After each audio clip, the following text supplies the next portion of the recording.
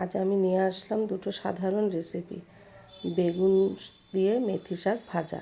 তো প্রথমে বেগুনগুলো নুন হলুদ মাখিয়ে ভালো করে ভেজে তুলে নিলাম।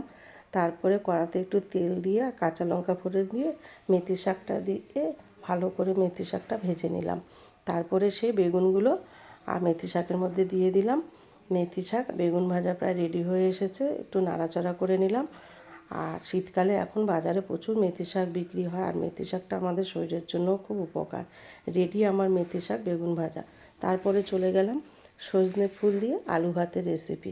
সজনে ফুলটা ভালো করে বেছে ধুয়ে নিয়ে প্রথমে কড়াতে দুটো কাঁচা লঙ্কা শুকনো লঙ্কা ভেজে তুলে নিলাম।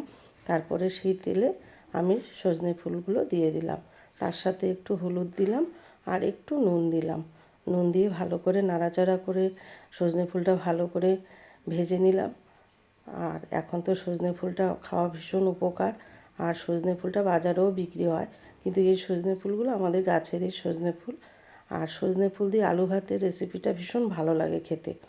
তো আমি সজনে ফুলটা ভালো করে ভেজে তুলে নিয়ে আর এদিকে আলুটা সেদ্ধ করে রেখেছিলাম। তো শুকনো লঙ্কা আর আলু আর সর্ষে তেল দিয়ে সজনে ফুল ভাজাটা তার সাথে একসাথে মেখে রেডি করে নিলাম আজকে সজনে ফুল দিয়ে আলু ভাতে।